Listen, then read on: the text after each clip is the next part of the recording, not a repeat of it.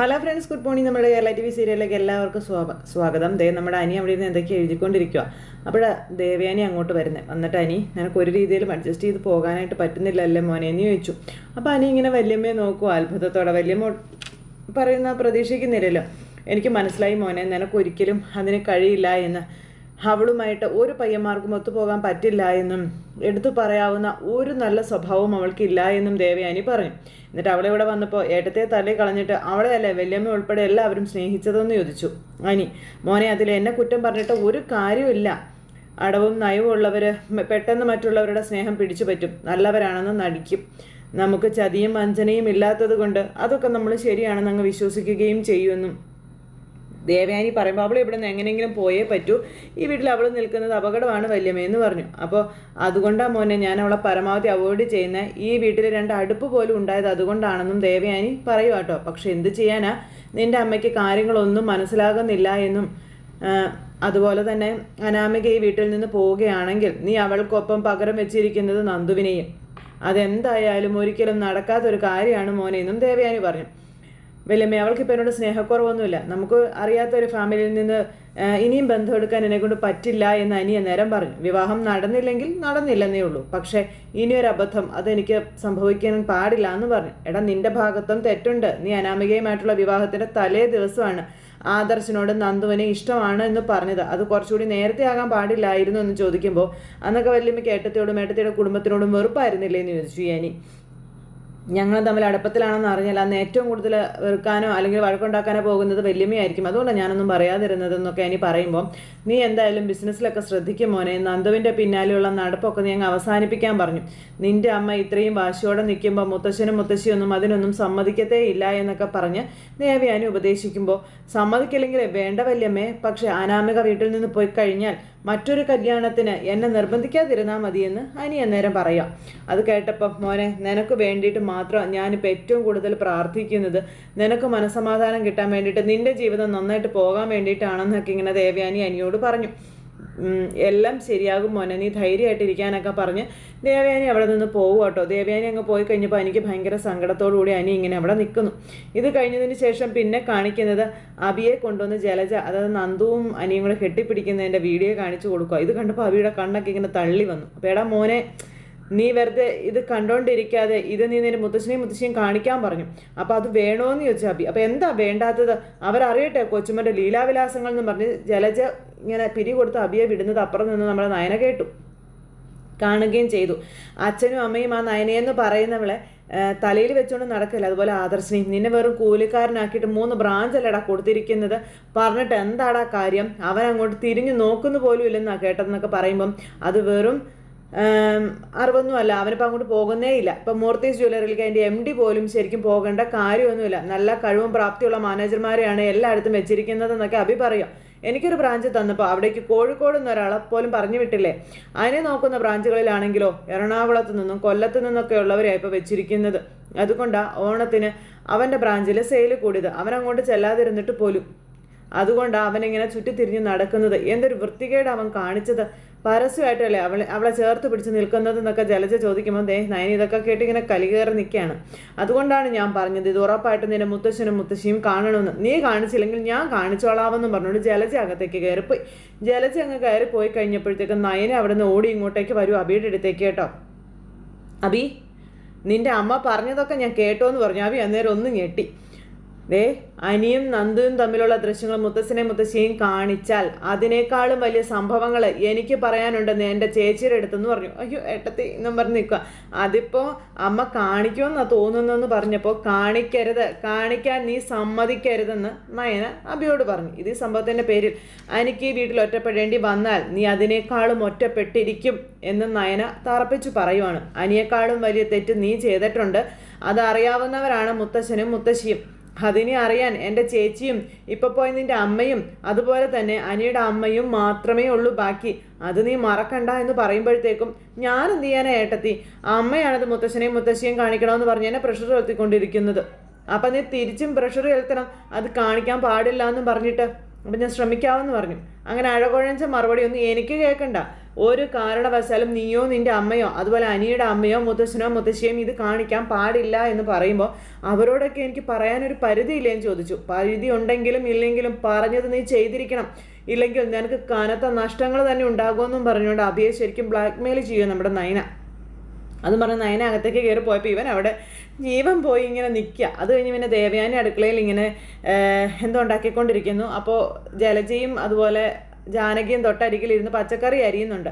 എന്നിട്ട് രണ്ടുപേരും കൂടെ ദേവയാനിയെ നോക്കി ചുണ്ടുകൊണ്ട് ഗോഷ്ഠികളൊക്കെ കാണിക്കാം. ദേവയാനിയാണെങ്കിൽ കറിയൊക്കെ ഇളക്കി ടേസ്റ്റും കാര്യങ്ങളൊക്കെ നോക്കുമ്പം എൻ്റെ സഹായം വല്ലതും വേണോ ഏട്ടത്തിയെന്ന് ജലജ ചോദിച്ചു. അന്നേരം ദേവയാനി പറഞ്ഞു വേണ്ടെന്ന്, നീ നിൻ്റെ ഇളയ നാത്തൂനെ അങ്ങ് സഹായിച്ചാൽ മതിയെന്ന്. ഓ പിന്നെ എന്നും പറഞ്ഞുകൊണ്ട് ഇങ്ങനെ ഇരിക്കട്ടോ ജാനകി. അപ്പോഴാണ് നയന അടുക്കളയിലേക്ക് കയറി വരുന്നതും ഇവർ തമ്മിലുള്ള സംസാരം കേൾക്കുന്നതും. അങ്ങനെ നയന വരുമ്പോൾ ഇവരുടെ ഈ ഒരു അങ്ങോട്ടും ഇങ്ങോട്ടുള്ള പോരൊക്കെ കാണും. എനിക്കെന്തെങ്കിലും സഹായം വേണമെങ്കിൽ എനിക്ക് ചെയ്തു തരാൻ എൻ്റെ മരുമകളുണ്ടെന്ന് ദേവയാനി പറഞ്ഞു. അതെ, അനിയത്തി ചേച്ചിമാരെല്ലാവരും ഉപദേശിക്കുന്നു പറച്ചിലൊക്കെ ഉണ്ട്. എന്തുപദേശമാണ് കൊടുക്കുന്നതെന്ന് ഞങ്ങൾക്ക് നല്ല സംശയമുണ്ടെന്ന് ജലജ അന്നേരം അവിടെ വെച്ച് പറഞ്ഞു. പിന്നെ ഒരു പെൺകുട്ടികൾക്കും സഹിക്കാൻ പറ്റാത്ത കാര്യങ്ങളാണ് ഇപ്പം നിൻ്റെ അനിയത്തിയുടെ ഭാഗത്തു നിന്നുണ്ടായിരിക്കുന്നതെന്നൊക്കെ പറഞ്ഞ് ഡയലോഗ് ഇറക്കുമ്പം അതിപ്പോൾ അനിയുടെ ഭാഗത്തും തെറ്റില്ലേന്ന് ചോദിച്ചു ദേവയാനി. അവൻ്റെ കല്യാണം കഴിഞ്ഞതിന് ശേഷം നന്ദുവിനെ വീണ്ടും അവൻ പിന്തുടർന്നുകൊണ്ടിരിക്കുകയല്ലേ എന്ന് ചോദിച്ചു. അപ്പോൾ അവളെ എന്തിനാ അച്ഛൻ റെക്കമെൻഡ് ചെയ്തിട്ട് ഈ സ്റ്റേഷനിൽ തന്നെ കൊണ്ടുവന്ന് ഇരുത്തിയത് എന്നും ചോദിച്ചുകൊണ്ട് ജാനകി അന്നേരത്തേക്ക് അവിടെ കിടന്ന് പറയാൻ തുടങ്ങി. അവളെ ദൂരെ എവിടേക്കെങ്കിലും പറഞ്ഞു വിട്ടാൽ പോരായിരുന്നു എന്ന് ചോദിച്ചു. അപ്പോൾ എൻ്റെ അച്ഛനും അമ്മയ്ക്കും അവൾ SI ആകുന്നതിൽ വലിയ താല്പര്യമൊന്നും ഇല്ലായിരുന്നു എന്നും പിന്നെ ഏത് അച്ഛനമ്മമാർക്കും മക്കൾ അടുത്തുള്ളത് തന്നെയല്ലേ നല്ലതെന്ന് നയനി അന്നേരം ജാനകിയോട് ചോദിച്ചു. SI ഒക്കെ ആകുമ്പോൾ ക്വാർട്ടേഴ്സൊക്കെ കാണത്തില്ലേ? ഗോവിന്ദനും കനകയ്ക്കും അവിടെ പോയി താമസിക്കാമായിരുന്നല്ലോ. അപ്പോൾ അതെങ്ങനെ പോകും ജലജെ? ഇവളുടെ അച്ഛന് ഭയങ്കര ബിസിനസ്സല്ലേ? ദൂര സ്ഥലത്ത് പോയി കഴിഞ്ഞാൽ പിന്നെ ആ ബിസിനസ്സൊക്കെ ആര് നോക്കും? അങ്ങനെയാകുമ്പോൾ കോടികളുടെ നഷ്ടമൊക്കെ ഉണ്ടാകില്ലെന്ന് ചോദിച്ച് ജാനകി കളിയാക്കിയപ്പം കളിയാക്കൊന്നും വേണ്ട, ആ ബിസിനസ് കൊണ്ട് തന്നെയാണ് ഞങ്ങൾ ജീവിച്ചതെന്നും പിന്നെ നന്ദു തെറ്റ് ചെയ്തു എന്നും പറഞ്ഞ് ആരും കൂടുതലൊന്നും പറയണ്ടെന്ന് നമ്മുടെ നയന അങ്ങ് പറഞ്ഞു. അവിടെ സംഭവിച്ചത് എന്താണെന്ന് നന്ദു എൻ്റെ അടുത്ത് പറഞ്ഞിട്ടുണ്ടെന്നുള്ള കാര്യം നമ്മുടെ നയന ഇവളുമാരോട് പറഞ്ഞു. പലപ്പോഴും അനിയെ വിഷമിപ്പിക്കാതിരിക്കാൻ വേണ്ടിയിട്ടാണ് നന്ദു അവനോട് കുറച്ച് സോഫ്റ്റായിട്ട് പെരുമാറുന്നത് ഓന്നും പറഞ്ഞപ്പോഴത്തേക്കും ജാനകി അന്നത്തെ ആ ദിവസത്തെ ആ വീഡിയോ മാത്രമേ നിങ്ങൾ കണ്ടിട്ടുള്ളൂ. എന്നാ അന്ന് പോലീസ് സ്റ്റേഷനിൽ ചെന്ന് അനിയെ നന്ദു തല്ലിയില്ലെന്നേ ഉള്ളൂ എന്ന് നയന പറയുമ്പോൾ എന്നും പറഞ്ഞു നോക്കി ഇവർ രണ്ടുപേരും. വളരെ മോശമായിട്ടാണ് നന്ദു അവനോട് പെരുമാറിയത്. അതിൻ്റെ വിഷമത്തിലാണ് അനി ഫോൺ ഓഫ് ചെയ്തിട്ട് ആൽത്തറയിൽ പോയി കിടന്നതെന്ന് പറഞ്ഞു നയന. ഇപ്പം മനസ്സിലായില്ലേ ജാനകി നിനക്ക്? അത് കഴിഞ്ഞപ്പോൾ കോംപ്രമൈസ് എന്നുള്ള രീതിയിലാണ് അവർ തമ്മിൽ അങ്ങനെ ഒരു സീൻ ഉണ്ടാക്കിയതെന്നൊക്കെ ജലജ പറഞ്ഞു കൊടുക്കുന്നു. പാചകം ചെയ്യുമ്പോഴെങ്കിലും ഒന്ന് മിണ്ടാതിരിക്കാൻ ദേവയാനി അന്നേരം പറഞ്ഞു. നന്ദു നല്ലൊരു കുട്ടിയാണെന്നും ഇനി അവൾക്ക് നിങ്ങളുടെ ആരുടെയും സർട്ടിഫിക്കറ്റിൻ്റെ ആവശ്യമില്ല എന്ന് പറഞ്ഞു ദേവയാനി. എന്നാൽ പിന്നെ അവളെയും കൂടി ഇങ്ങോട്ട് ക്ഷണിക്കേട്ടത്തി, അപ്പം പിന്നെ 3 പേരും ഒരു വീട്ടിലാകുമല്ലോ എന്നൊക്കെ ജലജ പറഞ്ഞു. അതെ 3 പേരാകും, ഈ വീട്ടിൽ ഒരാൾ കുറയുകയും ചെയ്യുമെന്ന് ജാനകി അന്നേരം പറഞ്ഞു. അങ്ങനെയെങ്കിലേ ഈ അടുക്കളയിൽ ഞാൻ നിന്ന് കത്തുമെന്നും ജാനകി ഇവരെ പേടിപ്പിച്ചുകൊണ്ട് സംസാരിക്കാം. ഒരാൾ വരുമ്പോൾ ഒരാൾ പോകുന്നത് തന്നെയാണ് നല്ലത്, തീരട്ടെ ഞാൻ എന്നും പറഞ്ഞുകൊണ്ട് ജാനകി കിടന്ന് ഉറഞ്ഞു തുള്ളുവാണേ. ഇതൊക്കെ കേട്ട് നയനയും ദേവയാനിയും അത്ഭുതപ്പെട്ട് ഇങ്ങനെ നിൽക്കുന്നു. എന്തായാലും ആ ഒരു സംഭവവും കാര്യങ്ങളെല്ലാം കഴിഞ്ഞ് പിന്നെ ഭക്ഷണമെല്ലാം തീന്മേശയെ കൊണ്ടുവന്ന് ഇങ്ങനെ വെക്കും. അപ്പോഴത്തേക്ക് അബി ആദ്യം വന്നു. അബിയെ കണ്ടപ്പോഴത്തേക്ക് നയന ചോദിച്ചു, ഓ കഴിക്കാൻ നീ തന്നെ ആദ്യം എത്തിയോന്ന്. എൻ്റെ അമ്മായിമ്മ ഉണ്ടാക്കിയ ഫുഡ് വളരെ നല്ല ഫുഡാണ്, അത് നീയും സമ്മതിക്കണം, പറയണം, കഴിക്കാൻ വേണമെന്ന് നയന പറയുമ്പം അതിനെന്താ ഏട്ടത്തിയെന്നും പറഞ്ഞുകൊണ്ടിരിക്കുന്നത് നിൽക്കുന്നത്. അപ്പോൾ ആദർശ് അങ്ങോട്ടേക്ക് വരുന്നവരുടെ സംസാരം കേൾക്കുക കേട്ടോ എന്നും പറഞ്ഞ് ഇവിടെ ആദർശ് അങ്ങോട്ടേക്ക് വന്നു. ആ സമയത്ത് അമ്മയുണ്ടാക്കിയ ഫുഡൊക്കെ നല്ലതാണെന്ന് പറയണമെന്നാണ് ഞാനിവനോട് പറഞ്ഞത് എന്ന് നയന പറയുമ്പോൾ അമ്മയുണ്ടാക്കിയ ഫുഡ് കഴിക്കാനുള്ള യോഗ്യതയൊക്കെ ഇവനുണ്ടോ എന്ന് ആദർശ് നേരം ചോദിച്ചു. അതെ, അവിടെ ചിലർ ആഞ്ഞു പരിശ്രമിക്കുന്നുണ്ട് ആദർശേട്ടാ. ഈ വീട്ടിനകത്ത് ഇപ്പോൾ 2 അടുപ്പാക്കിയില്ലേ എന്നൊക്കെ നയന ചോദിച്ചിട്ട് ഇങ്ങനെ ഇരിക്കുമ്പോൾ നീ ഇരിക്കടാ എന്ന് പറഞ്ഞു ആദർശ്. അപ്പോഴത്തേക്ക് ഓരോരുത്തരായിട്ട് കഴിക്കാനായിട്ട് അങ്ങോട്ടേക്ക് വന്നു. എല്ലാവരും വന്നിരിക്കുവാണ്. ജലജ മക്കൾക്കൊക്കെ വിളമ്പി കൊടുക്കുന്നു. അതുപോലെ ജാനകി വന്ന് അങ്ങോട്ടേക്ക് ഇരുന്നു. ആദർശാണെങ്കിൽ അമ്മ ഉണ്ടാക്കിയത് കൊടുത്തു, കഴിക്കുന്നു. അങ്ങനെ ഓരോരുത്തർ ഇങ്ങനെ കഴിച്ചുകൊണ്ടിരിക്കുക കേട്ടോ. അപ്പോൾ ഈ അവിയും കഴിക്കുവാണ്. ഈ സമയത്ത് ഞാനും നിൻ്റെ ഇളയമ്മയും കൂടി പല പരീക്ഷണങ്ങളും നടത്തിയിട്ടുണ്ട്, കഴിച്ചിട്ട് കൊള്ളാമോ എന്ന് പറയാനായിട്ട് ഈ ജലജ പറഞ്ഞു. അപ്പോൾ എങ്ങനെയുണ്ട് അബി എന്ന് ജാനകി ചോദിച്ചു. നന്നായിട്ടുണ്ടെന്നും പറഞ്ഞ് അബി പറയാം. ആ സമയത്ത് നയന ഇങ്ങനെ ഇവനെ തന്നെ നോക്കുക കേട്ടോ. ഇവനെ നേരത്തേനും ആകെ വല്ലാതായിട്ട് എങ്ങനെ ഇരിക്കുക. നമ്പി ഇതൊന്നും മൈൻഡ് പോലും ചെയ്യുന്നില്ല. കിട്ടിയത് കഴിച്ചിട്ട് എഴുന്നേറ്റ് പോകാനായിട്ട് നമ്പി ഇരിക്കുന്നു. എടാ അതൊക്കെ നിൻ്റെ മൂത്ത അമ്മായി ഉണ്ടാക്കിയതാണെന്ന് പറയുമ്പോൾ ജലജ പറയുമ്പോൾ ആഹാ അതിനെന്താ, എൻ്റെ മൂത്ത അമ്മായി ഉണ്ടാക്കുന്ന എനിക്കത് കഴിച്ചുകൂടെ നീ അഭി ചോദിച്ചു. അപ്പോൾ ഇഷ്ടമുണ്ടെങ്കിൽ നീ കഴിച്ചാൽ മതിയെന്ന് ദേവയാനി പറഞ്ഞു. ആരിവിടെ കഴിക്കണമെന്ന് യാതൊരു നിർബന്ധവും ഇല്ല എന്ന് പറഞ്ഞു. അപ്പോൾ ഇഷ്ടമുണ്ടായിട്ട് തന്നെ അമ്മായി ഞാൻ കഴിക്കുന്നതെന്ന് അഭി പറയുമ്പോൾ ജാനകിയും ജലജയും കൂടെ അങ്ങോട്ടും ഇങ്ങോട്ടും അന്തം വിട്ടിങ്ങനെ നോക്കുക കേട്ടോ, ഇവനിതെന്ത് പറ്റി എന്നുള്ളൊരിതിൽ. അവനിങ്ങനെ വാരി വാരി കഴിച്ചുകൊണ്ടിരിക്കുന്നു. ഈ സമയം എന്തൊക്കെ പറഞ്ഞാലും അമ്മായി ഉണ്ടാക്കുന്ന കറികൾക്കൊരു പ്രത്യേക ടേസ്റ്റ് തന്നെ ഉണ്ടെന്നൊക്കെ പറഞ്ഞു. അപ്പോൾ ദേവയാനിക്കത് മനസ്സിലാകുന്നില്ല. ദേവയാനി ഇങ്ങനെ നോക്കുക കേട്ടോ. എനിക്ക് നിൻ്റെ അമ്മയും അമ്മായി ഉണ്ടാക്കിയത് ഇഷ്ടപ്പെട്ടതെന്ന് നവ്യ പറഞ്ഞപ്പം അതും കൊള്ളാം, പക്ഷെ അമ്മായി ഉണ്ടാക്കുന്നത് അതിനേക്കാളും സൂപ്പറാണെന്ന് നവ്യയോട് അഭി പറഞ്ഞ്. അപ്പോഴത്തേക്ക് നവ്യയും ചമ്മി. അപ്പം ഇവനെന്താ പറ്റിയത്, ഇവൻ എന്നു മുതലാ പ്രതിപക്ഷ ബഹുമാനമൊക്കെ തുടങ്ങിയതെന്ന് ജലജ മനസ്സിൽ ചിന്തിക്കുക സമയത്ത്. നീ ഈ കറികളൊക്കെ ഒന്ന് കഴിച്ചു നോക്കിക്കേ, അപ്പം എൻ്റെ അമ്മായിയമ്മ ഉണ്ടാക്കിയ കറികളൊക്കെ വേസ്റ്റായി പോകില്ലേ എന്ന് നവ്യ ചോദിച്ചു. അങ്ങനെ എൻ്റെ നാവിന് പിടിക്കുന്നത് ഈ കറികളാണെന്നും പറഞ്ഞ് കഴിക്കുമ്പം അങ്ങനെയാണെങ്കിൽ എത്രയും പെട്ടെന്ന് നീ ഒരു ഡോക്ടറെ കാണുന്നത് നല്ലതാ, നിൻ്റെ നാവിന് എന്തോ കുഴപ്പമുണ്ടെന്ന് അഭിനവ്യോട് പറഞ്ഞു. എന്നും പറഞ്ഞുകൊണ്ട് നവ്യ ഇവരെ രണ്ടുപേരെ ഇങ്ങനെ നോക്കുക കേട്ടോ. അപ്പം നിൻ്റെ അമ്മയും ജാനകി ഉണ്ടാക്കിയ കറികളെ തള്ളി പറഞ്ഞിട്ടെ എൻ്റെ കറികളെ പുകഴ്ത്തുകയാണല്ലോ നീ എന്ന നേരം ദേവയാനി ചോദിച്ചു. എന്താ അതിൻ്റെ പിന്നിൽ എന്തെങ്കിലും ഉദ്ദേശമുണ്ടോ നിനക്കെന്ന് ചോദിച്ചപ്പം അയ്യോ ഒരു ഉദ്ദേശമില്ല അമ്മായി, നല്ലത് നല്ലതാണെന്ന് പിന്നെ പറയണ്ടേ, ഞാൻ അത്രേ ചെയ്തോളൂ എന്ന് പറഞ്ഞു. അത്യാവശ്യം കുഴപ്പങ്ങളൊക്കെ ഇവരുടെ ഭാഗത്തുണ്ടെങ്കിലും ഇപ്പം ഈ പറഞ്ഞത് സത്യം തന്നെയാണെന്ന് നയന നേരം ഇതിനൊരു ഇതായിട്ട് അങ്ങ് പറഞ്ഞു. അമ്മ ഉണ്ടാക്കുന്ന കറികളെ കവച്ചു വെക്കാനേ മറ്റൊന്നിനും പറ്റില്ല എന്ന് നമ്മുടെ നയന പറയുമ്പം അത് ശരിയാ, പാചകത്തിൽ അമ്മയുടെയും നയനയുടെയും മുന്നിൽ മുത്തശ്ശി മാത്രമേ ഉള്ളൂ, അത് മുത്തശ്ശൻ പോലും സമ്മതിക്കുന്ന കാര്യമാണെന്നൊക്കെ നമ്മുടെ ആദർശം പറയുവാണ്. അപ്പം അങ്ങനെ അതെല്ലാം പറഞ്ഞ് തർക്കവും അങ്ങോട്ടും ഇങ്ങോട്ടും സംസാരവും ഒക്കെ ആയിട്ട് ഇവർ ഭക്ഷണം കഴിച്ചുകൊണ്ടിരിക്കുന്നു. ജലജയ്ക്ക് ഇതൊന്നും അങ്ങ് പിടിക്കണില്ല. ജലജ ഭയങ്കര കലിപ്പിൽ ഇങ്ങനെ ഇരിക്കുക. ഇത് കഴിഞ്ഞതിന് ശേഷം പിന്നെ കാണിക്കുന്നത് വീട്ടിൽ ചെന്ന് അമ്മയും അച്ഛനും മോളും കൂടി ചായയൊക്കെ കുടിച്ച് ഭയങ്കര സന്തോഷമായിട്ടിരിക്കുക അനാമിക. ഓണമായിട്ട് ഓണത്തല്ല് കൂടി നടത്തിയിട്ട് മോളിങ്ങോട്ട് വന്നാൽ മതിയായിരുന്നു എന്ന് പറയുവാണ് വേണു. അപ്പം അതെ നിനക്ക് അനിയുടെയും മുത്തശ്ശിൻ്റെയും മുത്തശ്ശിയുടെയും നടന്ന സംഭവങ്ങളൊക്കെ കാണിച്ചു കൊടുത്തുകൂടായിരുന്നു എന്നൊക്കെ ഇങ്ങനെ ചോദിച്ചു ഈ രേവതി. ഓണത്തിന് ഷൈൻ ചെയ്തത് അവളാ, ആ നയന. അല്ലെങ്കിൽ തന്നെ അവളെ ഏതാണ്ട് ഡിസൈൻ മല മറിച്ചെന്നൊക്കെ പറഞ്ഞിട്ട് വലിയ പൊങ്ങച്ചത്തിലാണെന്നൊക്കെ വേണു പറയുമ്പോൾ ബിസിനസ്സൊക്കെ ഒരുപാട് നടന്നല്ലോ, പത്രത്തിലൊക്കെ ഉണ്ടായിരുന്നേ, ഇതുവരെ ഇല്ലാത്ത റെക്കോർഡ് സെയിലായിരുന്നു മൂർത്തീസ് ജ്വല്ലറിക്ക് എന്നൊക്കെ പറഞ്ഞുകൊണ്ട് ഇങ്ങനെ രേവതി പറയുമ്പോൾ മോളെ കണ്ണ് തള്ളുന്ന ലാഭമാണ് അവരുണ്ടാക്കിക്കൊണ്ടിരിക്കുന്നത്, പക്ഷേ ലാഭവിഹിതം എന്തെങ്കിലും മോൾക്ക് കിട്ടുന്നുണ്ടോ എന്ന് വേണു. മൂർത്തീസ് ഗ്രൂപ്പ് ഒരു ട്രസ്റ്റ് ആണെന്നും ആ ട്രസ്റ്റിൽ നീ അംഗമല്ല എന്നും പറഞ്ഞ് അതിലൊക്കെ കയറി പറ്റണ്ടേന്നൊക്കെ ഇങ്ങനെ ചോദിക്കുക. അപ്പം അത് കേട്ടപ്പോൾ മോളെ അനിയും നന്ദും തമ്മിലുള്ള അടുപ്പം നീ മൂർത്തി സാറിനെ അറിയിച്ചതിന് ശേഷം അങ്ങേര് നീയും അനിയുമായിട്ട് പൊരുത്തപ്പെട്ട് പോണമെന്ന് പറഞ്ഞ് പിന്നെ ചിന്തിച്ച് സമയം കളഞ്ഞേക്കരുത്, ആ ട്രസ്റ്റിൽ നിന്നെയും അംഗമാക്കണമെന്നുള്ളത് നീ പറയണമെന്ന് പറഞ്ഞു. വീടിൻ്റെയും കമ്പനിയുടെയൊക്കെ താക്കോല് ഏതാണ്ട് നയന കൈക്കലാക്കിയ മട്ടാണ്. എന്തായാലും അടുത്ത ഓണത്തിന് മോളവിടെ കാണത്തില്ല, അതിനു മുൻപ് ഇനിയുള്ള കാലം സുഖമായി ജീവിക്കാനുള്ളത് നീ ഉണ്ടാക്കണമെന്നും പറഞ്ഞുകൊണ്ട് ഇങ്ങനെ പറഞ്ഞു കൊടുത്തുകൊണ്ടേ ഇരിക്കുവാണ്. മോളെ നീ ഇപ്പോഴും ഒരുത്തിൻ്റെ പിന്നാലെ നടക്കുന്നുണ്ടല്ലോ, നാളെ അവനുമായി ജീവിതം തുടങ്ങിയാലും നിന്റെ ആർഭാടത്തിനൊത്ത് പോകാൻ അവന് കഴിഞ്ഞെന്ന് വരില്ല എന്നൊക്കെ പറഞ്ഞ് അമ്മ പറഞ്ഞു കൊടുക്കുവാണ്. ആ സമയത്ത് നിനക്ക് അവനെ ഉപേക്ഷിക്കേണ്ടി വന്നാലും പിന്നീടുള്ള ജീവിതം സൂപ്പറായിട്ട് ജീവിക്കണ്ടേ മോളെ എന്നൊക്കെ രേവതി മോളോട് പറയുമ്പം ജീവിതമൊന്നും എന്നെ ആരും പഠിപ്പിക്കണ്ട, ഞാൻ അനിയെ വിട്ട് ഇങ്ങോട്ട് വരുന്നുണ്ടെങ്കിൽ നമ്മൾ ആഗ്രഹിച്ചതൊക്കെ നേടിയിട്ടേ വരൂ, അതുമാത്രമല്ല ആ കുടുംബത്തെ ഞാൻ നാണം കെടുത്തുകയും ചെയ്യുമെന്നും പറഞ്ഞുകൊണ്ട് ഈ അനാമിക പറഞ്ഞു. അപ്പോഴത്തേക്കും വേണുവിന് ഭയങ്കര സന്തോഷം, രേവതിക്ക് അതിലേറെ സന്തോഷം. രണ്ടുപേര് ഹ ഹ ഹ ഹ എന്നും പറഞ്ഞുകൊണ്ട് ചിരിച്ചവിടെ നിൽക്കുകയാണ്. ഇത് കഴിഞ്ഞ് പിന്നെ കാണിക്കുന്നത് നമ്മുടെ നന്ദുവിനെ ആട്ടോ. നന്ദു പോലീസ് സ്റ്റേഷനിൽ ഡ്യൂട്ടിയിലാണ്. അപ്പോഴേക്കും മേഡം പറഞ്ഞ നമ്പർ കിട്ടിയിട്ടുണ്ട്, ഇതാണ് നമ്പർ എന്നും പറഞ്ഞുകൊണ്ട് അങ്ങോട്ടേക്ക് നമ്മുടെ ASI സാറ് വന്നു.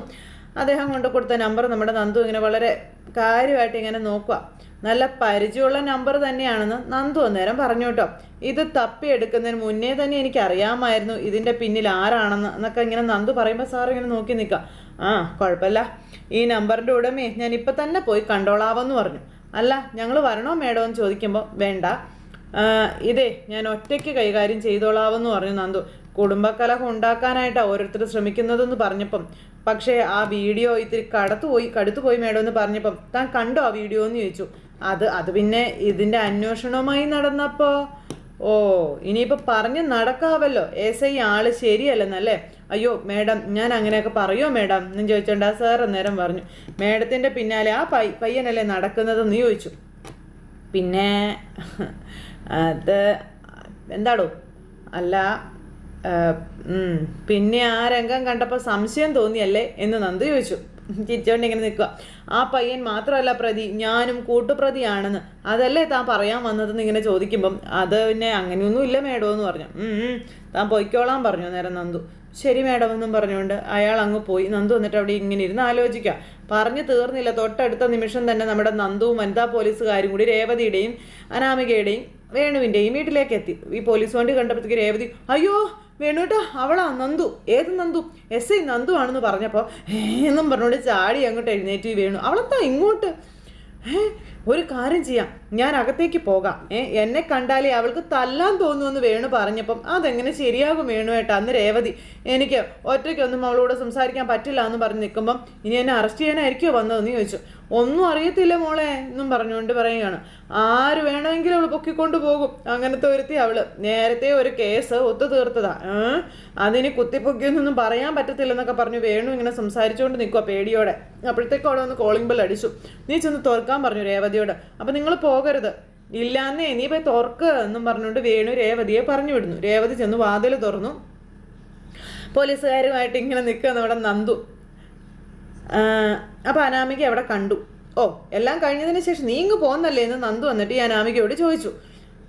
അപ്പോൾ എന്താ മാഡം ഇങ്ങോട്ടെന്ന് ചോദിക്കുമ്പം ഇവിടെ വരാൻ മാത്രമുള്ള കാരണങ്ങൾ നീ എല്ലാം കൂടി ഉണ്ടാക്കി വെച്ചിരിക്കുകയല്ലേ എന്ന് നന്ദു ചോദിക്കാം. അന്ന് വീട്ടിൽ കയറി തല്ലിയെന്നും പറഞ്ഞ് കേസ് തരാൻ വന്നിട്ട് എന്താ പിന്നെ വേണ്ടെന്ന് വെച്ചതെന്ന് ചോദിക്കുകയാണ് നമ്മുടെ നന്ദു. അതുമായിട്ട് മുന്നോട്ട് പോകാൻ പാടില്ലായിരുന്നോ എന്നും ചോദിച്ചു.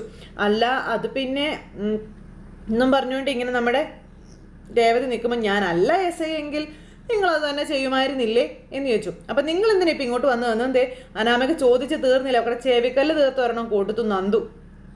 അയ്യോ എന്നും പറഞ്ഞുകൊണ്ട് വേണുവും രേവതി നിൽക്കുക കേട്ടോ. അപ്പോൾ ഇതിന് തന്നെയാടി വന്നത്, ഞാൻ നിന്റെ കരണത്തെ തല്ലിയെന്നും പറഞ്ഞുകൊണ്ട് കേസ് കൊടുക്കടി എന്ന് നമ്മുടെ നന്ദു അനാമികയോട് പറയാം. എങ്കിലേ നിന്റെയും നിന്റെ അച്ഛൻ്റെയും അമ്മയുടെയും പേരിലുള്ള സകല കൊള്ളരുതായ്മകളും എനിക്ക് പുറത്തു കൊണ്ടുവരാൻ പറ്റുകയുള്ളൂ എന്ന് നന്ദു ഇവരോട് പറയുക. അനിയുടെ വല്യമ്മ വിഷം കലർന്ന പാല് കുടിക്കാനുണ്ടായ സംഭവം ഉൾപ്പെടെ പലതും എനിക്ക് പുറത്തു കൊണ്ടുവരണമെന്നും നന്ദു ഇവരോട് പറയുക കേട്ടോ. തൻ്റെ കരണത്തടിക്കേണ്ട അടിയാണ് ഞാൻ ഇവൾക്ക് കൊടുത്തതെന്ന കാര്യം നന്ദു പറയുക. ഞാനും അനിയൻ തമ്മിലുള്ള ദൃശ്യങ്ങൾ പകർത്തിയത് താൻ അനന്തപുരിയിൽ കൊണ്ടുപോയി പ്രദർശിപ്പിച്ചല്ലേ എന്ന് ചോദിച്ചപ്പം ഇത് ഞങ്ങളല്ല എന്ന് പറഞ്ഞു വേണു. പിന്നെ ആരാടോ എന്ന് ചോദിച്ചു നന്ദു. വ്യക്തമായ തെളിവോടെയാണ് ഞാൻ ചോദിക്കുന്നത്, പിന്നെ ആരാണെന്നാ ചോദിച്ചത്. അപ്പോഴത്തേക്കും അനാമിക അടിയൊക്കെ കൊണ്ട് ഇങ്ങനെ നിൽക്കുക. തന്നെയൊക്കെ വീട് കയറി തല്ലുകയല്ല വേണ്ടത്, അങ്ങ് കൊന്നു കളയുകയാണ് വേണ്ടതെന്ന് നന്ദു ഇവനോട് പറയുവാണ്. ഇത് കേട്ടപ്പോഴത്തേക്ക് അനാമിക്ക് പിന്നെ മിണ്ടാട്ടമില്ല. പിന്നെ എൻ്റെ കൈ കൊണ്ട് മരിക്കാൻ വേണ്ടോ ഒരു അന്തസ്സോ, അതുകൊണ്ട് ഞാനത് ചെയ്യുന്നില്ല എന്ന് നന്ദു ഇവരോട് പറയാം. എന്നിട്ട് ചെന്നിട്ട് എടി എന്താടി നിന്റെ ഉദ്ദേശം എന്ന് അനാമിക്കോട് ചോദിച്ചു.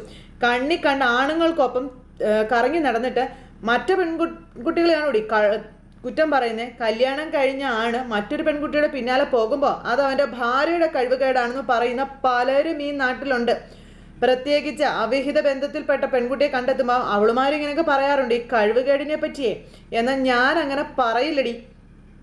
നിന്റെ കഴിവുകേട് കൊണ്ടൊന്നും അല്ല നീ എൻ്റെ പിന്നാലെ വരുന്നത്. അതിൻ്റെ കാരണം നിന്റെ ഉള്ളിൽ അവനോട് 1% പോലും സ്നേഹം ഇല്ലാത്തത് കൊണ്ടാണെന്നും നിന്റെയും അവൻ്റെയും കല്യാണത്തിന് മുൻപ് എനിക്ക് എന്നോട് ഇഷ്ടമായിരുന്നു, അത് ഞാൻ സമ്മതിച്ചു. പക്ഷെ കല്യാണ ശേഷം നീ അവൻ്റെ മനസ്സറിഞ്ഞ് അവനെ സ്നേഹിച്ചിരുന്നെങ്കിൽ അവൻ ഒരിക്കലും നിന്നെ വിട്ടു പോകത്തില്ലായിരുന്നു എന്ന് നന്ദു ഇവളോട് പറയുക.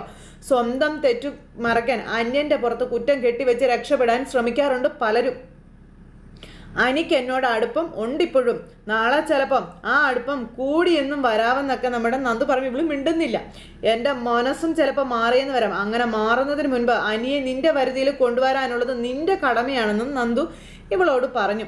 അതിനു പകരം മറ്റുള്ളവരെ കുറ്റം പറഞ്ഞ് നടന്ന് അവരെ കരിവാരി തേച്ചാൽ നിന്റെ കൊരണത്തടിക്കല്ല ചെയ്യാൻ പോകുന്നത്, നിന്റെ കഴുത്തിന് പിടിച്ച ഞെക്കും എന്നും പറഞ്ഞുകൊണ്ട് ഇവളെ അവിടെ ഇട്ട് വലിച്ച് കീറിയില്ലേ നമ്മുടെ നന്ദു. അനന്തപുരി തറവാടിൻ്റെ ഗേറ്റ് കടക്കാനുള്ള യോഗ്യതയെങ്കിലും നിനക്കുണ്ടായിരുന്നോടി എന്നും ചോദിച്ചുകൊണ്ട് അവളെ അവിടെ ഇട്ട് ചാവട്ടി കൂട്ടി പദം വരുത്തുന്നിടത്ത് ഇന്നത്തെ നമ്മുടെ കഥ അവസാനിച്ചു. അപ്പോൾ എല്ലാവരും കാത്തിരുന്ന് കാണണം കേട്ടോ. എല്ലാവർക്കും നല്ലൊരു ദിവസം ആശംസിക്കുകയാണെങ്കിൽ നന്ദി.